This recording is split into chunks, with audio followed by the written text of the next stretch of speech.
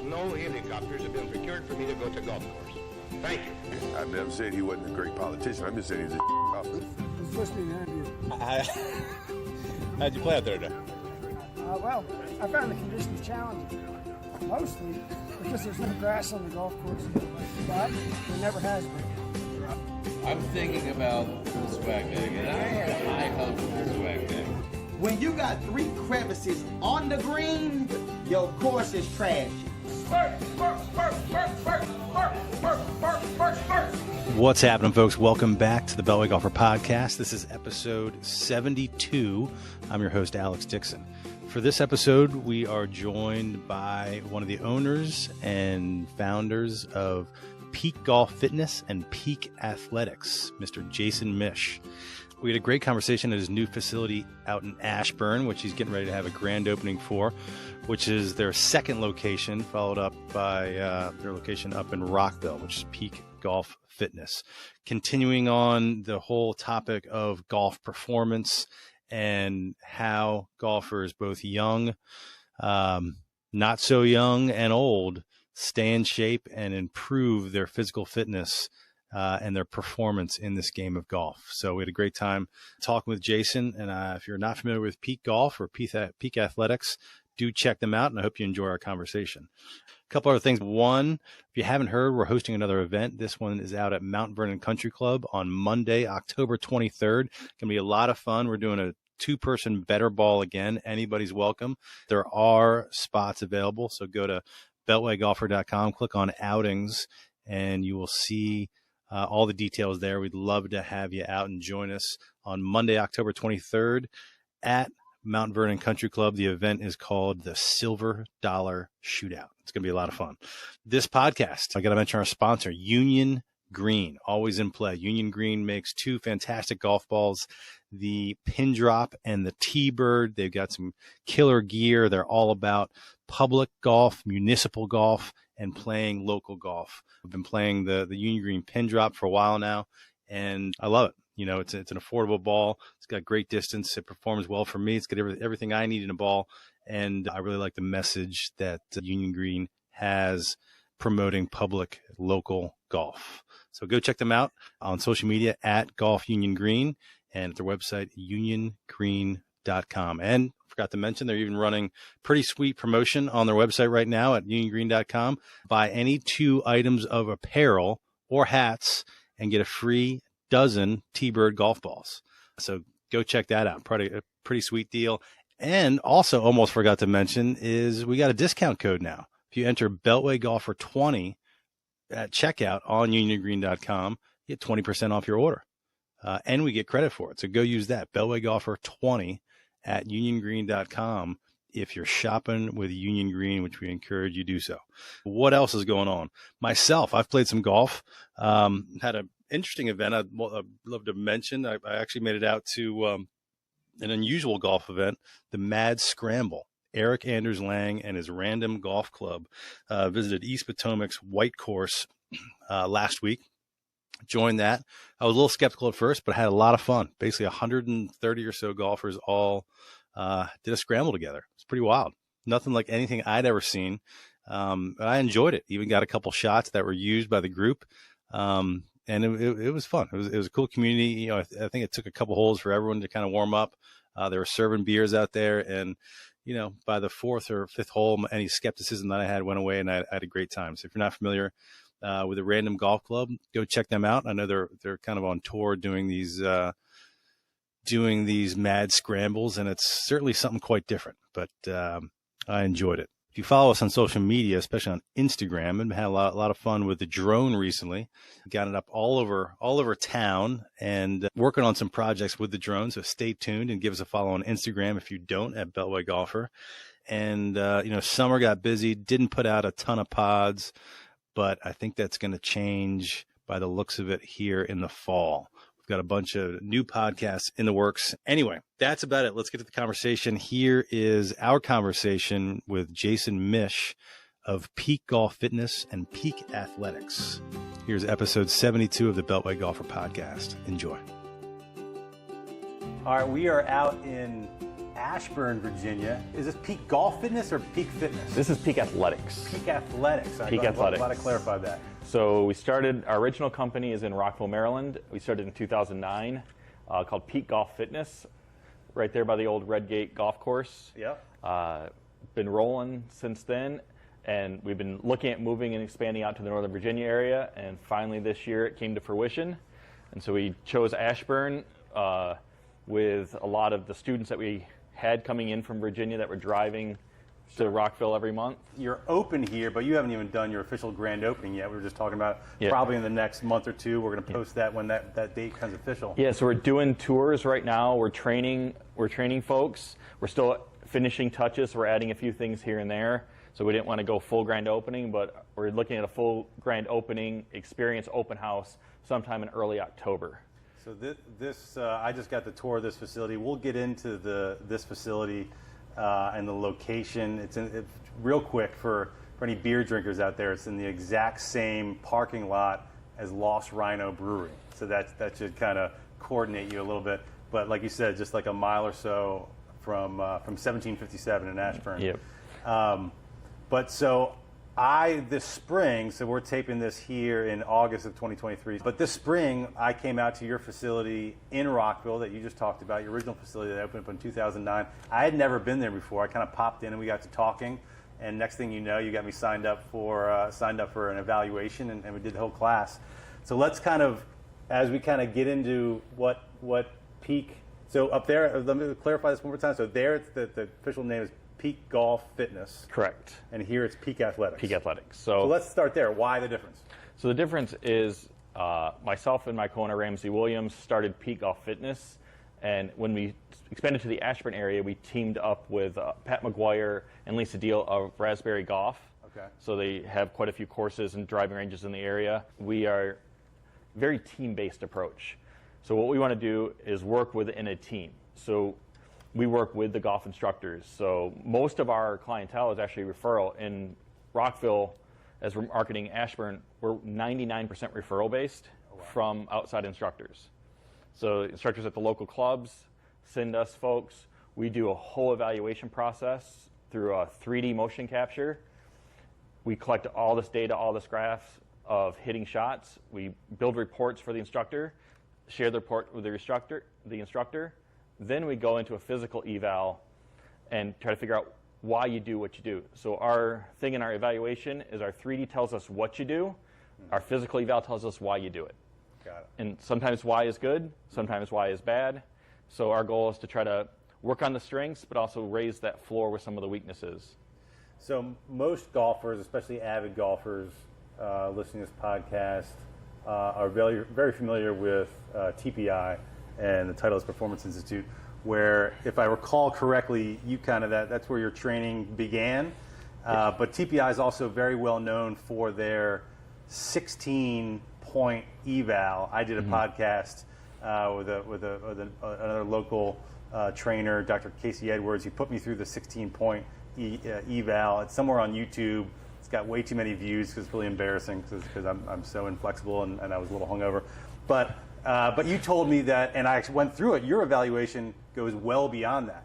So can you talk a little bit about kind of TPI, your background with it, and then why the Peak Fitness or Peak Golf Fitness eval go, like how many steps? Because I know it was a lot. I forget the number. Yeah. But how many and why it goes so far beyond? Yeah. So I was really lucky.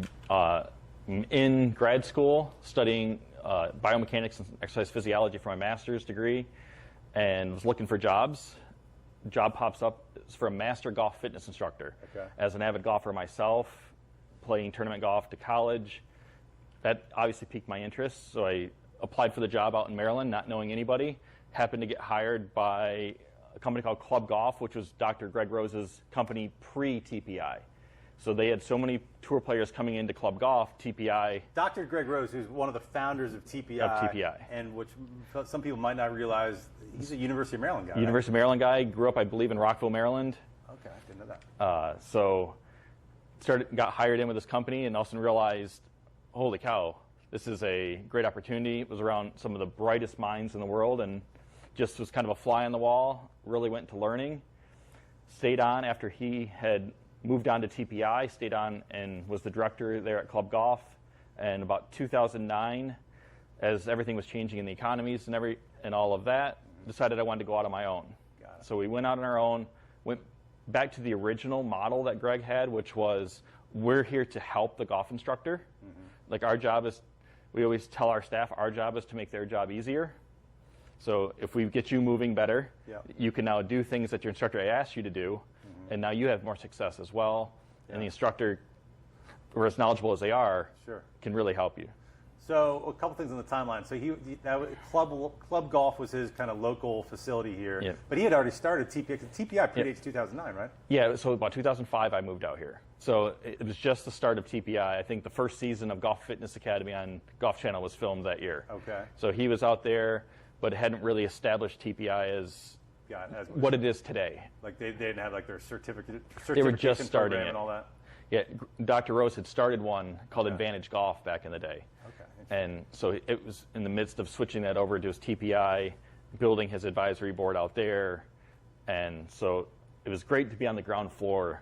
Yeah. You know, so I joke that I've been doing this a very long time compared to a lot of folks. Sure. And we'll get into some of your credentials because the proof is there. But so when you opened up Peak Golf Fitness in Rockville at the beginning, were you just essentially going to use the 16-point TPI plan? No. So when we were in Club Golf, we had a much more in-depth plan. So the plan was we did a lot of manual muscle testing. We did things that almost all of us had therapy backgrounds of one level or another. So doing a lot of hands-on things was common. Okay. And as it was evolving, one of the things we realized is if you're doing this with a golf professional, you're on a range. You don't really want to lay on the ground on a range because grass, wet, clothes, you dress nice. Sure. So it was able to pick the main 12 to 16 points that we wanted to see that we could do mostly standing.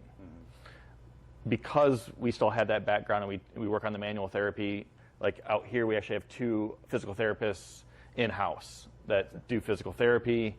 Our backgrounds, we still do a lot of the manual muscle testing. We do the expanded breakdown. So our screen can range anywhere from 38 to 50 screens. Wow. Our 50 screen is typically with our competitive players. We look at how mobile all your joints are. We look at how you move, so coordination patterns. Can you separate upper and lower, shoulder, knee, hip? Then we get into all the strengths and controls of those, and then our power screens are pretty intense. What are some of those areas that TPI doesn't look at? It's not that they don't look at them, they look at them from a much higher level where we break it down. Okay. So you may fail a disassociation test. Now we're going to break that down into different levels to figure out, is it what we call a top-end issue, where it's just all the pieces together don't work together, but individually they do, or is there a breakdown in certain areas? So if we break it down, now we can actually train those specific points, and it helps us to take a much deeper dive into what's going on. So to dive in a little bit, since a lot of I'm so bad with a lot of this terminology, but like the disassociation, would you like just for that piece, for example, you're really talking about upper body, lower body. Yeah. And if you're failing it, they're not disassociating because you want your torso and your hips to be disassociated. Because I know I struggle with that. Yeah. Well, it's hard. I mean, think of most of us who aren't playing professional golf. It's a lot of our clients. We sit in a desk all day. Yeah. The desk actually turns for us. So what happens is our hips and our shoulders kind of become one piece. We don't know how to make those two pieces. Well, in the golf swing, we need your hips and your shoulders to work independent and together. So they have to be a little bit separate, but they have to be able to work together in order to effectively transfer speed. It helps with club path and plane, power production, force generation. But because of our daily lives, that puts a lot of us behind the 8 ball right away. So 2009, you talk about just opening up the location for the first time. Did you already have some clients built in from Club Golf?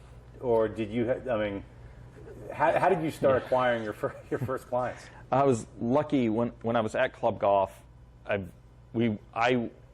came from the golf world, so worked in private clubs all growing up, played golf my entire life, and it started to establish some really good relationships with some of the top professionals in the area, such as Steve Bostosh was one of our big referral sources early on. And I was talking to Steve. 4 Streams for a long time. He's at Members Club. PB Dye now. PB Dye, great facility up at PB Dye. Yep. And we started just talking about things, and he loved the way we trained his athletes. So as I was expanding on going out on my own, he kind of came along with us and referred his people to us there to work with myself, and started as a one-man show. Luckily, blessed now that we have about 6 full-time trainers now besides myself, and now a whole staff of people. At the beginning, were you the only trainer? Yeah, I was the only trainer for a long time. My wife didn't see me very much, so it's great having 3 kids. Like, I know you have kids yourself. Yeah. It's nice to be able to spend that family time as well. And my staff is in both facilities is amazing. Yeah. Every one of our staff members played golf till at least college. We have staff members who played up to 4 years on the European tour. I think right now with our full-time staff, our highest handicap index is 2.1. Oh, wow. That's the highest. Our lowest index is plus 3.8. So we're all... That helps with some credibility. We're all golfers. We like to play. We like to play competitively. But it helps. Our number one thing is our teamwork with the local instructors. And because we are in the golf world, we're able to communicate in that way. So when we talk to your teaching professional, we can relate on that level as well, and we understand some of the growing pains. Because sometimes everybody thinks improvement's linear, and we just kind of should always keep going up, but that's not always the case. So talking about that ability to separate. If we get you using your lower body, one, it's probably going to add some speed. Well, that's going to change your timing. So early on, if we also add some speed, you may not hit it as straight because you haven't learned the timing piece of it yet. Golf fitness is so huge now. You've been doing this, 2009 and even in prior, as you just said. What were PGA pros? You said they didn't. You're not doing a lot of lying down on the range, but are they what are they teaching pre TPI and pre 2005? Are they not looking at this kind of stuff at all? Are they just doing some simple stretches? Like what did golf fitness look like in the 90s? There wasn't. I remember graduating high school in 1997, and our strength and conditioning coach at our high school kicking the golfers out of the gym so you didn't get tight. No lifting, no anything. Luckily for me, I was playing hockey and basketball and baseball, so we were in there the other 9 months out of the year, and so it piqued my interest when I got into sports medicine. But it was very, other than probably Gary Player, who was always obsessed with fitness. Yeah. It really became like a newer thing, probably early 2000s.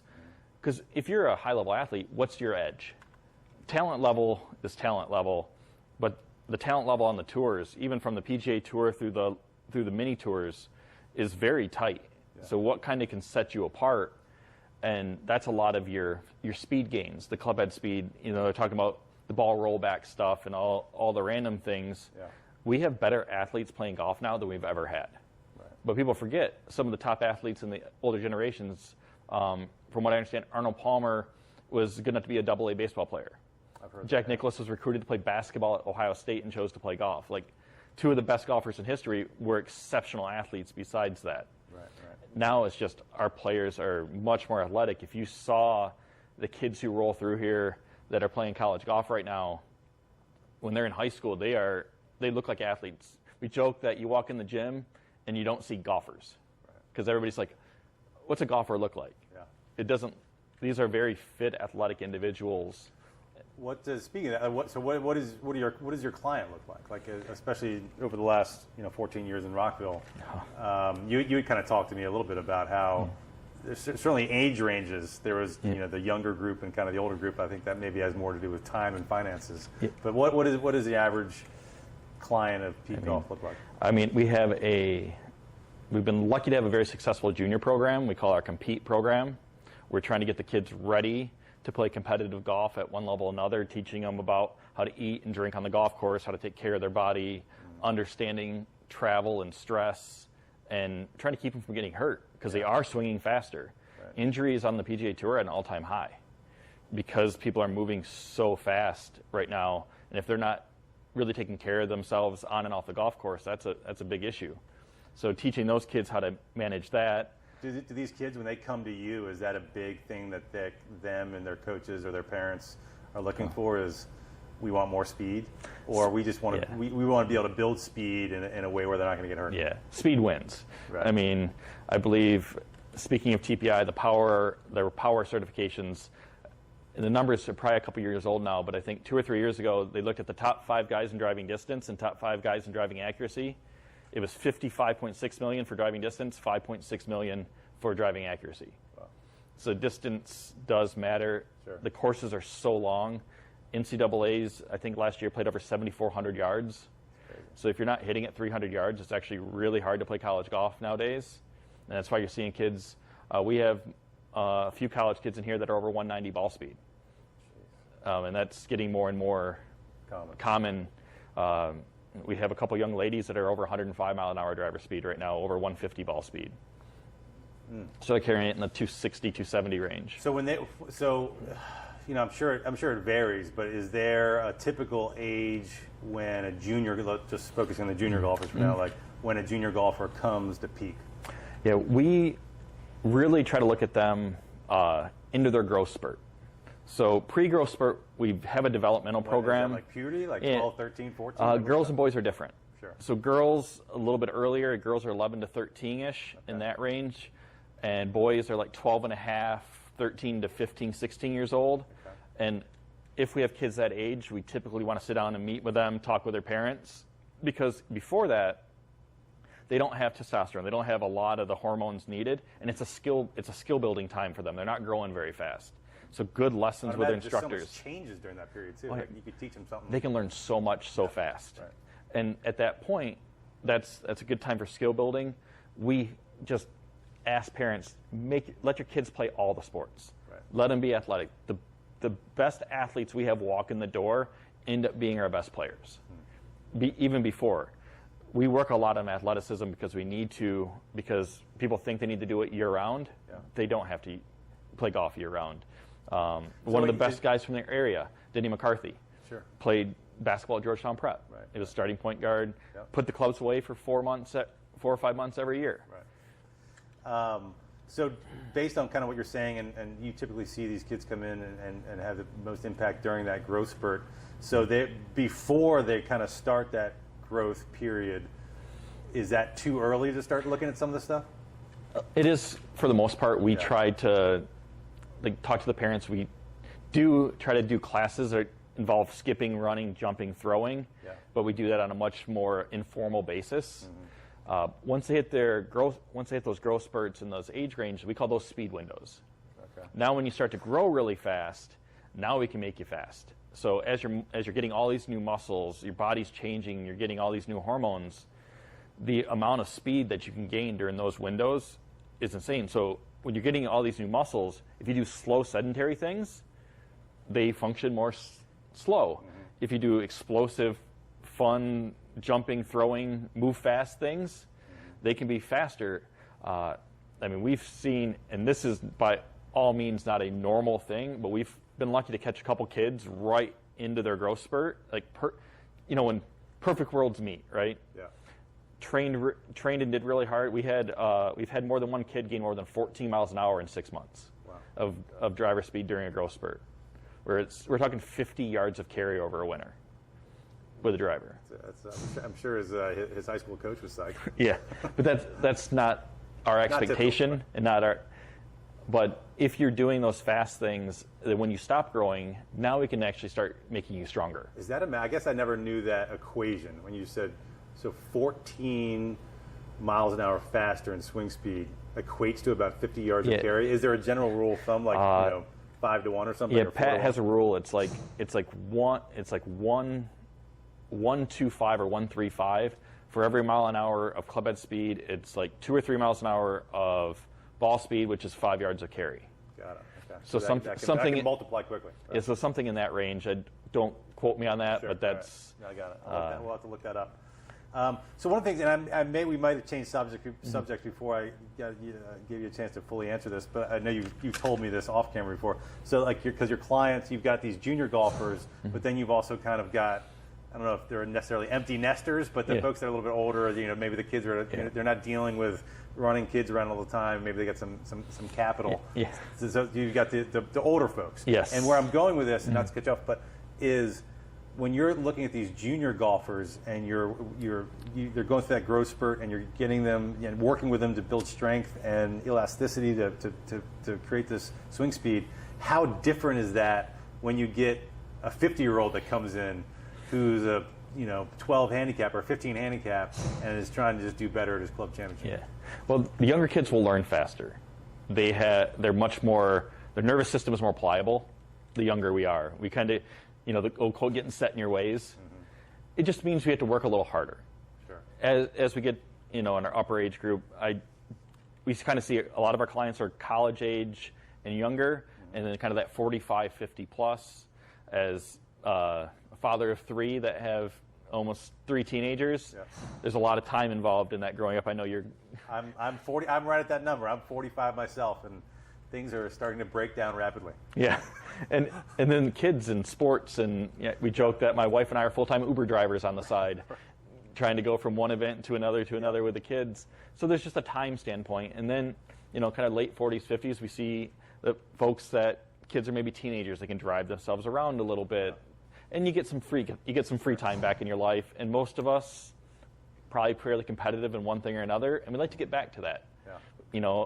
Golf is a great retirement sport, something we can do every day.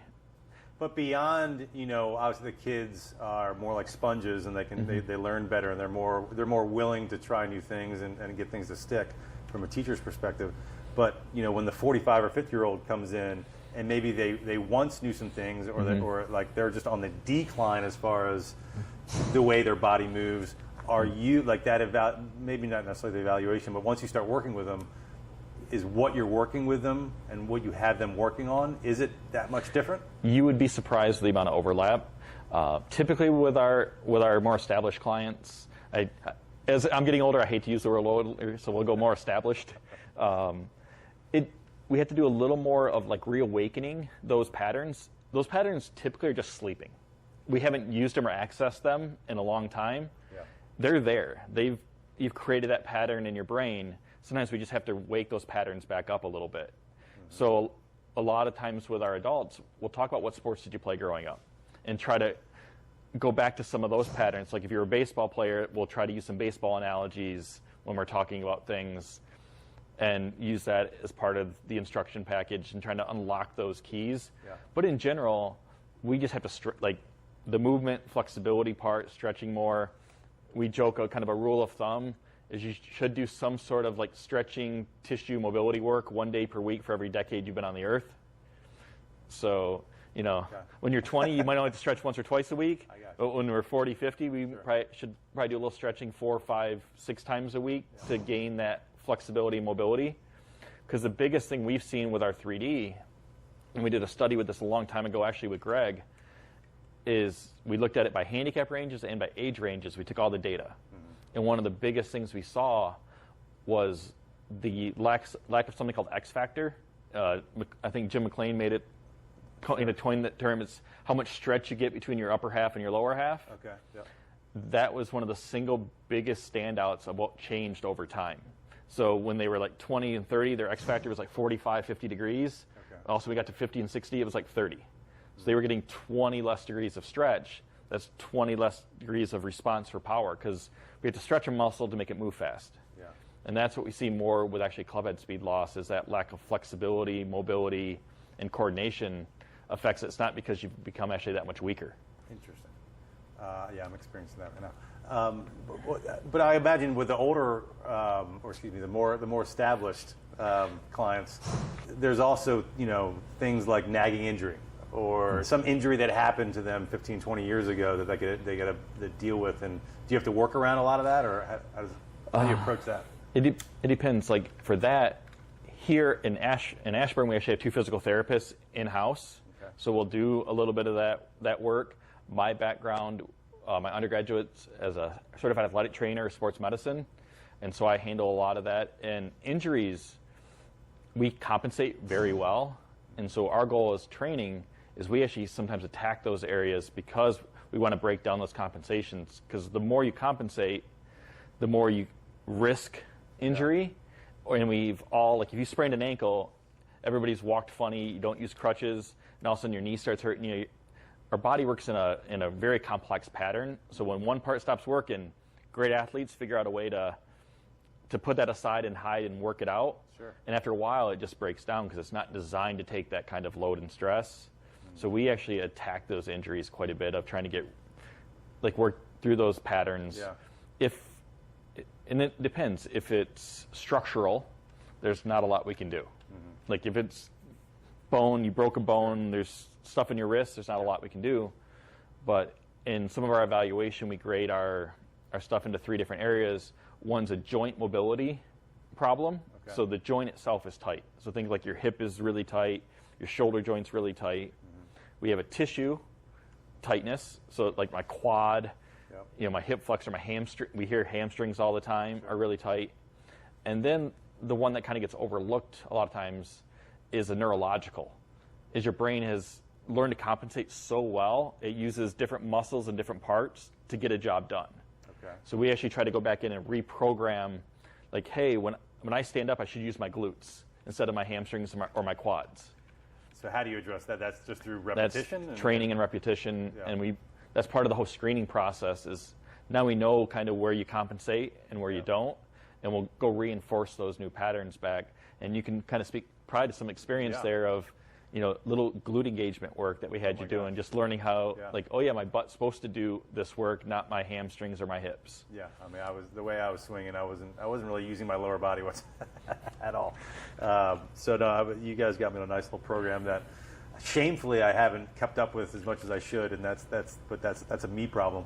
Can you talk a little bit about, so like when I came into your eval, and you've touched on this a little bit, but the tech, the 3D tech that you kind of right off the bat, like the first thing that you look at is seeing how all the different body parts move, which is not part of TPI. Can you talk about just what that's telling you and what it is and the technology you use? Well, if you go to TPI, they'll hook you up. I have not actually been to the institute and seen. They will hook you up in the same tech. Okay. So the tech that we use now is called Golf Biodynamics. It's a guy named Dr. Rob Neal has wrote all the software for it out of Florida. He's a teaching professional. I believe he also worked out of the McLean Academy. Okay. But basically what it is we call it the MRI of your golf swing. So we hook a bunch of sensors up onto your body with wires. It reads every motion you make to an accuracy of 1/10 of a centimeter and 1/10 of a degree at 240 pictures per second. So we look at how you move, where you get power, where you lose power, what parts transfer energy efficiently. So if you use your legs a lot, is that speed and power transferring up and getting to the golf club? Because some people just try really hard and they work really hard and they don't actually get the speed to the club. Can you give a couple examples of like what you might see in there from a first evaluation that are like different ends of the spectrum? Like, So in our world, there's one of the most important things we look at. It's called kinematic sequence. Okay. It's we call it how you sign your golf swing. Okay. The funny thing about kinematics is everybody thinks when you hit a good shot or a bad shot, you did something completely different. Like, oh, I really stood up on that one. We're seeing a good shot and a bad shot. You might move like 0.1 centimeters or 0.2 centimeters different, and you didn't actually stand up. There's more of a timing issue. You just got lucky on the good one, or what? I mean, or you got a little unlucky on the bad one. Okay. But also, when we're measuring this, we're measuring speeds, and you're talking a high-level player with a driver, the club is moving at over 2,000 degrees per second. And the old saying from TrackMan, I believe, is 3 degrees is in the trees. Yeah. So can you imagine trying to square up a club moving that fast? It's amazing we actually hit it on the planet most of the time. So that goes right to the point. I mean, you hear so many teachers getting interviewed, and they always say, and I've probably said this to a swing coach before, not that I've taken that many lessons, but I'm just looking to be more consistent. That's the most common thing. Because I'll hit 20 good shots, but then it's just like I hit 10 bad ones, and I'm sure, and what you hear so often is that when you hear PGA pros that give lessons is like that's what everybody says. But what you're saying is when you actually look at the data and you look at the imagery and you look at how your body's moving is there's always a larger issue going on. Yeah, a little timing. Timing can be a big influence because at moving that fast, if you're 0.02 of a second off, that's a lot of club face difference. And that could be related to, this is where some of the physical training comes in. Your muscles are fatigued. You're dehydrated. You haven't ate very much, and now your sugar's low, and you don't have, so your energy has dropped. Yeah. Now my timing will change because I just don't have that focus. And it could be something as little as I slept bad last night, or I have something going on outside of my life for most of us. Stress at work, something distracting us, and that changes the way that we move. And so that's why you might have good days and bad days. Yeah. The biggest thing that we found over now 18 years of data capture is even our professionals that come in, the thing that changes the most day to day is actually their setup.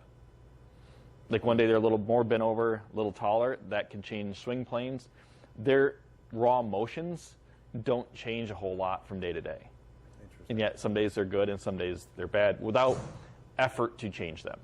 Interesting. So that's the biggest. Kinematics. I totally believe that. I've noticed that with myself, where all of a sudden I just realize that like what I've been doing in my setup is just so either inconsistent, or I've been set too close to the ball, or setting the ball too far back, or too upright, too.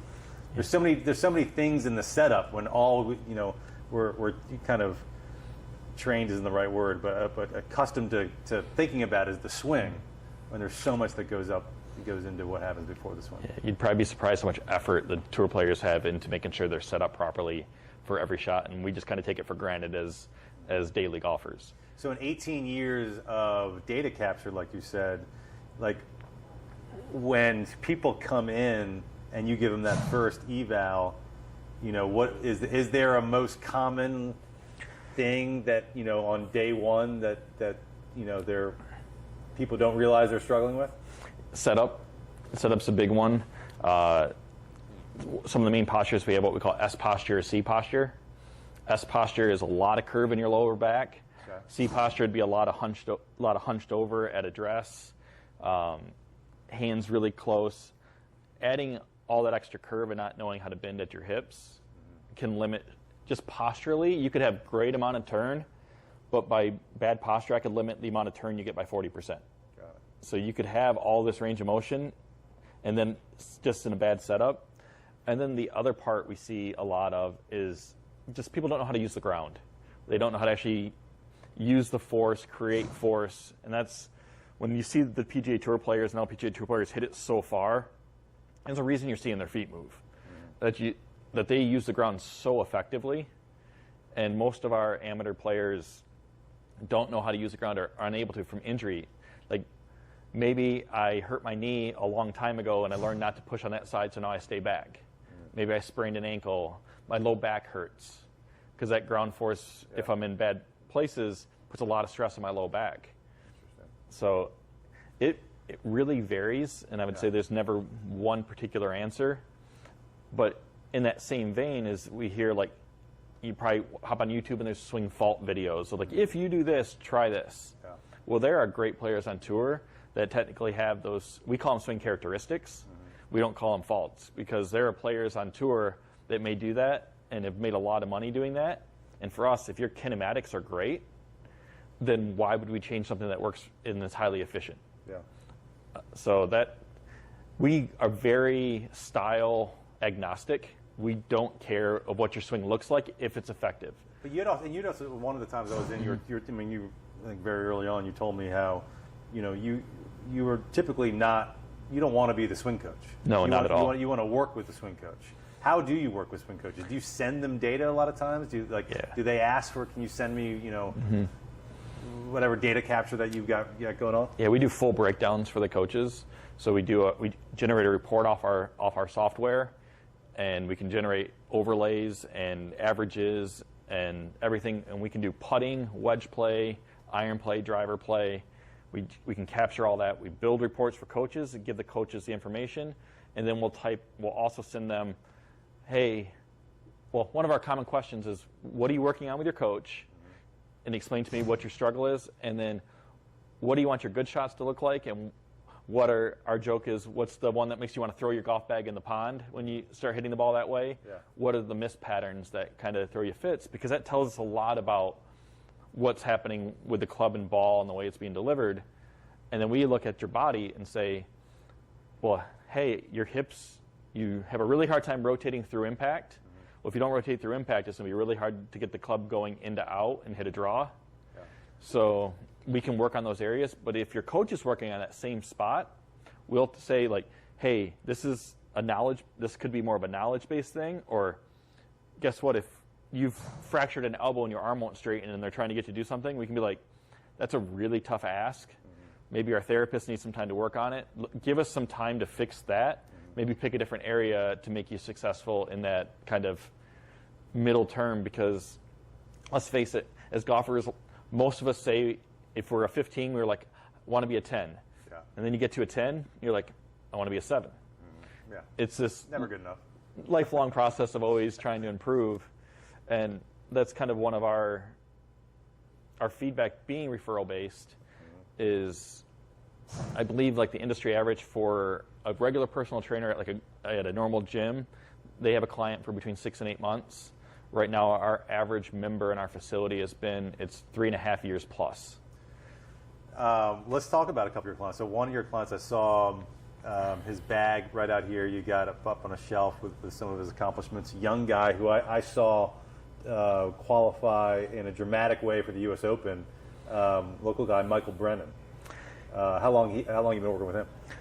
We started working with Mike probably when he was in 10th grade. He was sent out to us from his swing coach, Adam Harrell, at 1757, and kind of talked to him. And there's different people when they walk in the door. I like to say Mike has that bulldog in him, where nicest person in the entire world, but is so like internally competitive. And we were lucky enough to go play golf a couple weeks ago, and he would have wanted to beat me by 30. If he could have. He's what? He's like a sophomore, junior at Wake Forest? He's going into a senior year at Wake right now. I believe he has 7 collegiate victories. One more breaks the Wake Forest all-time record. And there's been some pretty decent golfers that played at Wake Forest. Yeah, I believe he got up to this summer. He got up to 9 in Wagger, which is the World Amateur Golf Rankings. So he was the number 9 ranked amateur in the world. So someone like Mike, when you started working with him in 10th grade, like what did his coach want you to look at, or what did you start working out with him? We did our assessment, and then luckily, we've known Adam for a long time, and so we have a great rapport with Adam. And there was things that Adam was seeing in his swing. Obviously, speed is always an issue as we're getting older. They said it's hard to play college golf if you're not hitting at 300 yards now, especially at that level. And we started working off stability. Like, we really didn't even lift weights for probably his first 6 months, or even talk about lifting weights. We just got him to move better. And by that, he was adding some speed, stability. When you move well and you're stable, you tend to make better contact. The contact's more stable. Maybe, I won't say consistent, because that's the golf pro's job, but just allowing him to get the club returning in the same general area more often. And so what do you do? Like, so you, aside from him coming in and working with him personally, do you create like kind of a program? Is it a lot of, because you did a little bit of this for me. Like, you create a program that he can take it home, work against the wall, floor work, medicine ball work. Like, how do you build stability in a 10th grade kid? We gave him a lot of homework. We actually have our own app, so you have your workout on your app. Then we see him on a pretty regular basis. We're big into structure here, which is why we do membership-based mostly, is to help people stay on track. It's difference in, we can joke with you a little bit of coming in on your own. It's when it becomes kind of available and comfortable in your schedule. Yeah. But if you were like, I knew you were going to see us every week, it kind of takes that accountability level up a little bit. Right. But with that, it started off as some stability and strength stuff. And then with the kids, we know they're going to lift in college. So we're also going to teach them how to lift, because who wants to go to college and get hurt? Yeah. And we see so many people get injured lifting weights improperly. So it started there, and as they get better, we believe that you create like mobility and stability first, and then you start adding speed, strength, and power on top of those good patterns. If you can always make somebody stronger. I just don't want to always strengthen a bad pattern, which I call it the ticking time bomb. I make you stronger and stronger and stronger, but when it breaks bigger. Right. So now you're out for longer, or it's a worse injury. We kind of try to go the other way, start slower, ramp it up to get to that high performance. But then you get to be a kid like Mike who works really hard, and we have quite a few juniors that put in a lot of effort, and all of a sudden, next thing you know, they're plugging along, they're going, and now I believe he's definitely not short on the college side. Yeah. I think he's qualified a couple of PGA Tour events, and puts it out there past most. He moves it pretty well. He's on the right path. Yeah, I think he's going to be known by a lot of folks here. We'll see if he's not already. Super hard worker, and that's the thing is nothing we do is a magic pill. Right. Like hard work, and we can direct you in the right places, but it's still. I wish I had that magic pill, but we'd all be much happier. So you do a good job of certainly your Rockville location. I see you also got them here. You got the pennants of all of the colleges and universities that your students. I imagine that's a pretty good recruiting tool for new clients. You definitely get some questions, but we don't even look. Yes, it's a bonus, but it's also our way of rewarding the kids for their hard work. Is how cool is it? Like I can think back when I was a high school athlete, to sign a pennant and hang it in a facility is kind of a representation of I did this work. Right. And now every time you come back or your friends come in and they see your name signed on the pennant, that's cool. It's a reward. It's we all need carrots to dangle out in front of us for us to motivate, and that is one that we love because everything we do is about our students. If you happen to follow us on social media, you notice we are very poor at posting because it's about our students and our athletes more than it is about us. Sure. And so if I could post more about the kids, I would, or our adults. I just.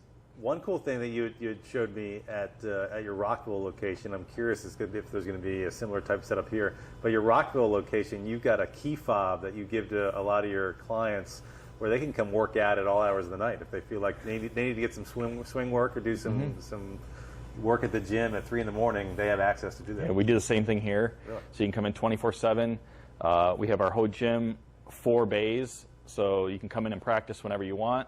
We use pretty much all of our technology. So we have, besides our 3D system we do for our evaluation, we use another system called K-Vest or K-Coach. And if instructors are working on a certain move or a certain position and it works with that and we get there okay, we'll actually put a program in there under your name that say, I want to work on posture. We'll build your posture in of where you want to be, and when you get into that posture, it plays music. So if you set up and you're not in that posture, it tells you like, oh, you're set up different today. And so we try to, the biggest thing to improvement is quality always wins. I don't have to go hit balls for 6 hours a day. If I'm very diligent in my high quality, sometimes it's more valuable in 40 minutes than what I would do in 6 hours. So we tried to make the facility set up for that improvement of, we joke that we want to take away every possible excuse from everybody to get better. If they put in the work, you should improve. How many square feet is your Rockville? We're about 2,400 square foot in Rockville. The Ashburn now is 6,000 square feet. That's a big upgrade. I mean, it's. I don't want to say Rockville's tight, but you got a lot going on there in a small space, and you've been 14 years there. Yeah. So what prompted you to want to expand into Northern Virginia? Well, Northern Virginia, we had a lot of students coming over from the Northern Virginia area, especially out in the Ashburn area. So we started to look at that. This actually was way bigger than what was initially in our vision. Okay. But finding space was difficult. And then when we joined with Pat and Lisa, we decided to open up more space to even make it more of a performance facility. We're adding a little more technology. We just have a little more comfort from the space. The same. So I didn't really double down on this, but like the Raspberry Golf Academy, they're going to use this in off season in bad weather. Kind of use this as an indoor facility. Well, some of their instructors have the option of being able to do that, but every instructor actually can use our indoor facility. Gotcha. They can either rent time in the bays and use everything during the winter, or we have a rule that if you're a member of the facility, your instructor can come in and teach you lessons at any time, and we don't charge the instructor anything. Wow. So if you brought in your instructor and you reserved a bay, I can bring my coach. You could bring your coach in, and they can use whatever technology they want to use. Because, like I said, our number one goal is improvement.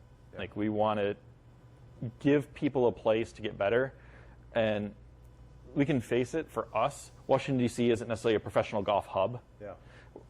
But a lot of us want to play good golf, and you almost get to see part of that team and be part of that team setup that the tour players, if you want to know why tour players are good, they have a massive team around them. They have their physios, they have their therapists, they have their trainers, they have their swing coach. They might even have a full swing coach and a short game coach. They have a massive team around them that tries to work together. And one of the things, even at that aspect, sometimes it's hard to work together. Yep. And so we started trying to build a facility that it made it easier for everybody to communicate. So the business model here, though, is like a typical gym, monthly memberships kind of thing? Yeah, monthly memberships. We also include training in all of our memberships. So we kind of like, here's the price. This includes everything that you want. It makes it kind of a one-stop shop of, we see you every week. We might see you twice a week. We might, if you're driving far away, have people that come in once a month. So you'll have whatever you're paying per month might include bay usage and certain number of hours of training, or a certain number of hours of work with a trainer. Like a typical membership here would be 8 credits a month that you can use either to rent, like reserve an hour in one of the bays. Okay. But also one of the things we're doing this year, and especially we're going to get started, is doing some drop-in member classes as well. So say we just have a general speed class or a flexibility or a warm-up class. And so you can use a credit for either one of those. So you can either do 8, you could rent the bay for 8 hours a month. So you get 2 hours a week of practice time, or you can mix and match. We try to give you flexibility. And then most of the people are training every week or multiple times a week as far as the facility goes. And that way we kind of keep you on a schedule. If you travel, we don't say, hey, it's only 4 a month. We're like, you have this, and we can roll it over. So if you travel for 2 weeks, you might come back and train more. When you get back into it, train before. You have a big golf trip coming up to, we have a lot of guys who travel. So maybe you're going to Scotland and you have to play 8 rounds in 9 days. We might ramp up your training just to get your fitness level up a little bit before you head over. You've been in this game for 14 years with your own business, but probably closer to 20 kind of in the industry. Golf fitness has exploded. There's no question about that. Golf in general kind of ebbed and flowed, but it's exploding right now again. Mm-hmm. You use so much technology, and there's so many things, in your own evaluation and all these different tools to help people improve their performance and their mobility and their flexibility and their strength. What is this industry? What does golf fitness look like 5-10 years? Is there technology that you think is coming that can help coaches like yourself? I mean, it's amazing what happens in years. Like we joked in surgical time, like an ACL when I was in college was 16 months if you came back. Mm-hmm. And by the end of my 6 years of college, by the finished master's, we had it down to 5.5 months, like full return to play. So in 5 or 10 years, technology could be amazing. I know we have a wired 3D system because it's the best one on the market for accuracy for data, but it's wired. There's a lot of people who are trying to come out with markerless things, and there's a few companies, but for us, right now, the margin of error is too big for what we want. But if it would be way more convenient if I didn't have to have you wired up. At some point, you think that can be all done with cameras? We're hoping. I mean, it'd be so much nicer because then anywhere you are, you could literally take cameras and we could break down the information. Sure. It'd make it a lot easier versus our system. We're kind of locked in where we are. Mm-hmm. Our other system is a wireless version but it has sensors, wearable tech, and so sometimes instructors who use it on the golf, they'll actually go on the golf. You can go on the golf course with that. So, instructor, not us, but an instructor could be like, "Hey, there's a weird lie out here. Let's work on setup to that lie." But we use it to also help people understand where they are in space. Because a lot of times, feel and real. Sure. When we do our education for instructors, we have a picture of the Grand Canyon and we have feel on one side and real on the other. Mm-hmm. And even when we talk to the best players, if you think about it from a 3D perspective, 6 degrees is 1 second on a clock. So every tick of the clock is 6 degrees of rotation on a clock. Okay. we were working with a player and their coach, and they wanted their shoulder plane a little steeper. And so he asked to make the shoulder plane like 3 to 4 degrees steeper. What we saw was barely anything. And when we asked the player, he felt like he put his head between his knees. That's crazy. And we're talking, this is a player on the PGA Tour. Yeah. So even the best players, when you hear them talk, it's what they're feeling, not what really happens. That's why if you try some of the things you hear a player say, it's not always effective, because that's their feel, not your feel. Yeah, interesting. Speaking of that, I mean, when you look at some, I kind of had a note here because there's, when we're talking about kind of just, this is kind of a more broader topic, but when you're looking at some of these PGA Tour players, because I think there's so many, whether you're a hardcore golfer, whether you're a weekend hacker, when you're talking about fitness and mobility in the golf swing, and you're looking at some of these guys on tour, and some of them are just so wildly different. And I think that when you're talking about golf fitness and mobility, one of the ones that just jumps out, I think a lot of times when people are having this conversation, is Jon Rahm. And in part because he's such a big dude, but also because he's able to generate so much power in such a short backswing. Yeah. I mean, and you were talking TPI earlier, talk about one of the biggest TPI guys out there. Is he? Yeah, I mean, his coach is Dave Phillips, who's with Greg at TPI. He's got some physical issues that they've worked around. And doesn't he famously have his right foot? I believe it's club foot. Yeah. And so they've worked around his ability to use that side of his body very well.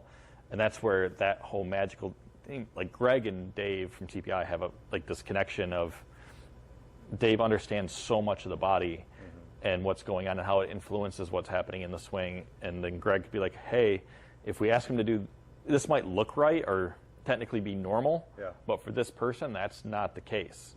So with him, they just been able to develop some things in his swing and create tons of power. But another kind of dangerous thing, especially as we're older, and if, say we want to lose some weight, say I want to drop like 30 pounds. Yeah. Well, if we change body types, our swing planes are going to change with that. Sure. And that's why if you're doing that, you definitely probably want a coach to be looking over you on those sides, because we've seen kind of somewhat famously happened with Jason Duffner. It seemed like he lost his gut and lost his swing with it. David Duvall. There's been multiple players that we've seen players get more fit and actually start hitting the ball shorter, because power is mass times acceleration. Right. So if I drop mass and I don't increase acceleration, technically I have less force. I'm not going to lose any weight. I'm good. Yeah. So we're just aware of that, and that's, I'd like to say that's some of our strengths here in the facility, is because we are golfers and we all play, is sometimes, we all get frustrated, and we have somebody to bounce ideas off of and understand what's happening, and just be able to talk to you as a normal person that helps you understand it. We all get frustrated, so sometimes frustration is part of growth, and sometimes it's nice to vent to somebody who gets it, right? Has gone through probably the same issues on a different level. Yeah, totally. Well, we'll start to wrap this up, but so you're going to have a grand opening here, which will once it's you have an idea of the date, but once it's solidified, we'll share, help you get some folks out here. But I am curious. So this is brand new. I mean, he's only been open for a few weeks. Unless you don't want to share, like what is an ideal number of clients in a space like this, 6,400 square feet? Our initial goal, and we have a soft cap in Rockville as well. Our initial goal out here is about 250 members. Okay. What's Rockville? Rockville, we're at 125 at capacity. At that point, we're looking at space. We want to make sure everybody has use of the facility. Sure. So if you're doing a membership, you can actually get in and out and use the space when it's convenient for you. And also from a staffing perspective, is our kind of sweet spot is we want one staff member for every 50 members. Okay. So there's always people available, and most of our members are people who even aren't members who come in and train. Like you have your trainer. Yeah. You have who you like, but everything we do is team based.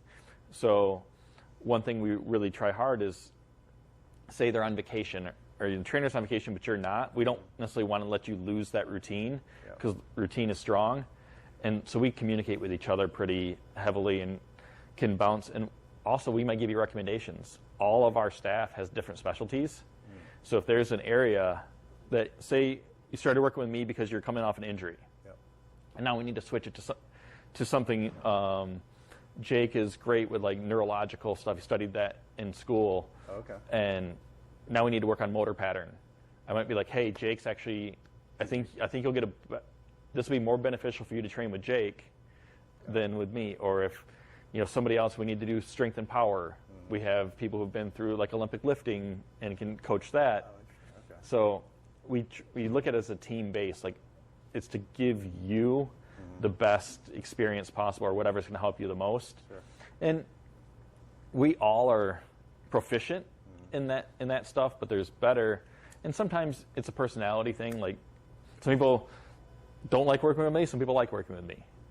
Some people like working with Jake out here. Some people don't. I can't imagine that. I mean, we haven't even brought it up. I mean, you've won Golf Digest's top 50. I don't forget what is the actual title. I'm sure you know. The top 50 fitness golf fitness. Top golf fitness professionals. Top 50 golf fitness professionals. How many years have they done that? It started probably 2018 was the first one. Okay. So we've been able to keep that. Have you been every year? You've been named it? Every year. They do it every other year, like a top instructors list. Congratulations on that. It's impressive. Thank you. And we just, I always surround myself with smart people. Competition in the area? We're seeing a lot, but even the guys in the area that we're friends with, Dave Maloney's another top 50 guy out of Tyson's. Okay. Most of us are pretty, like the golf fitness world, amongst us who do it on a professional level, we're pretty friendly with each other. Sure. Constantly talking.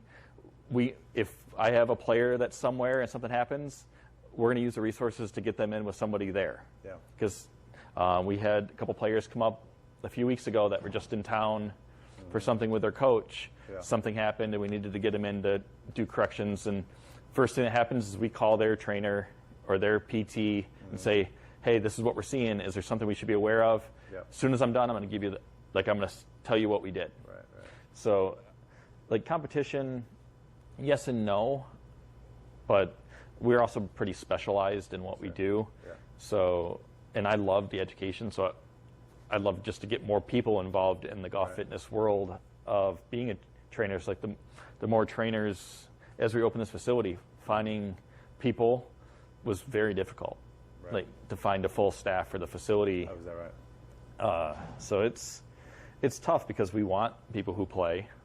We want somebody, and we're lucky as we're basically fully I imagine, staffed like out anything, here. Though, as this industry becomes so commonplace and so used by golfers of all levels, there's just going to be that much more need, and it's a career path. A lot more people are going to start doing. That's what we're hoping, and like we're lucky. Actually, our last two trainers we hired were actually clients of ours for a long time. So one of our newest guys out here is a guy named Zach Henry. He plays a lot of Virginia amateur stuff. Okay. Very, very good player. But he's been training with us off and on for the last 9 years. So now he works. He's back and working for us, and we love that because of the fact it shows they understand what we do, they understand our passion and why we do it. So it is nice at times. Like, you want to see them succeed professionally, like playing professional golf, but you love that people come back and say, hey, this is what we wanted. Yeah. Well, listen, I know you've got a couple of evals scheduled yourself here, but I appreciate you giving me an hour or so this morning, and congratulations on the new facility. This place looks awesome, and looking forward to coming out for the grand opening. Yeah, appreciate it. Love to have everybody stop out and just even see the place. Like, it's really hard to explain kind of what we did in both Rockville and here without walking in the door, for sure. They're very different. Yeah, but I mean, same style, but very different. Stuff, yeah. But I mean, it's size, and one place. The scale of this is definitely newer. I mean, obviously, 2009 when you build something is very different than in 2023 when you build something. But we're hoping, kind of, everybody listening out there, we're looking at kind of that first full weekend in October. Okay. Sometime there, we'll do a big open house. We'll have some areas set up, doing some demos, doing some things like that, and just come out, walk through, see the place, ask questions. We'll maybe grab a beer across the street. Grab a beer across the street at Lost Rhino, and we joke around that's the boardroom. Very cool. So, all right, thanks, Jason. All right, thanks, Appreciate Alex. I don't have a good golf game, but I don't really care. I'm a regular dude living in DC, and I want to know about DC-centric golf stuff. If you can tell me something that I don't already know, then that is great for me. I don't want the regular stuff. I want exciting stuff. I want different stuff. I don't want stuff I can't hear elsewhere. But I want it to be about DC golf.